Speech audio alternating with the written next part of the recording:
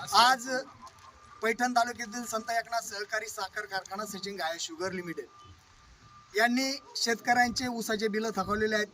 6 महिने झाले कारखाना बंद झालाय, परंतु शेतकऱ्याचं 1 रुपयाही देणं आतापर्यंत कारखानदारांनी दिलं नाही. यामध्ये 2 शेतकऱ्यांनी आत्महत्या केल्या.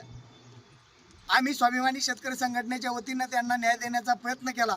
वेळोवेळी आंदोलनं केले, वेळोवेळी प्रशासनाला निवेदने दिले, प्रशासनालाही वेटीत धरलं, परंतु त्याचं फलित म्हणून फक्त साखर कारखान्याची RRC निघाली आणि त्या RRCच्या पोटी कलेक्टरांनी माननीय तहसीलदार साहेबांना आदेश दिले की त्या कारखान्यातील प्रॉपर्टी साखर असेल, मॉलेसेस असेल, बगासा असेल हे विकून त्या शेतकऱ्याला पेमेंट देण्यात यावं. परंतु तहसीलदाराने त्या RRCच्या नावाखाली शेतकऱ्यांच्या हातावर तुरी देण्याचं काम केले. RRC चुकीच्या पद्धतीने RRC केली. शेतकऱ्यांचे दिवस वाढवण्याचं काम या तहसीलदार साहेबांनी केलं, तहसील प्रशासनाने केलं.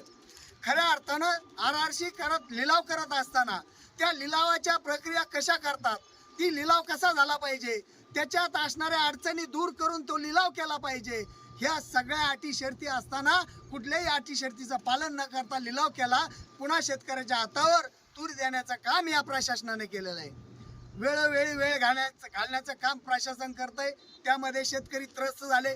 शेतकऱ्यांच्या मुलांचं शिक्षण फीस भरणं त्या शेतकऱ्याकडे असताना शेतीविषयक कुठलाही निर्णय घेता येत नसल्या कारणानं शेतकरी आज आर्थिक विवंचनेत आहे. म्हणून शेतकरी आत्महत्याकडे वळतोय. आम्ही त्या शेतकऱ्याची आत्महत्या थांबवण्यासाठी स्वाभिमानी शेतकरी संघटनेच्या वतीने वेळोवेळी प्रयत्न करत आहोत आणि असाच आज एक प्रयत्न म्हणून आज आम्ही पैठण तहसील कार्यालयाला निवेदन दिलं होतं की येत्या 17 तारखेला आपल्या कार्यालयामध्ये आम्ही कार्यालयाला कुलूप ठोकून आंदोलन करणार आहोत.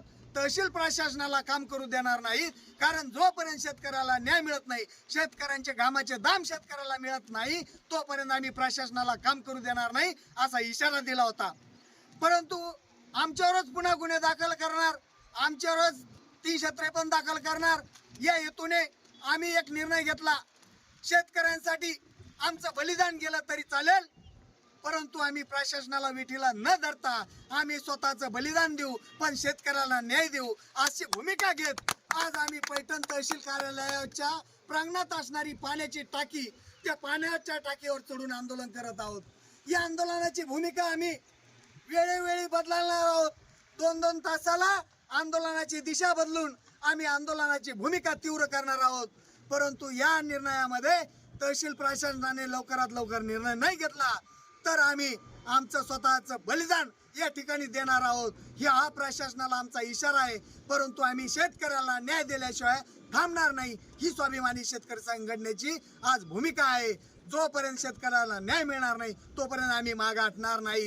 इन्क्लाब जिंदाबाद, इन्क्लाब जिंदाबाद, जय स्वाभिमानी, जय स्वाभिमानी.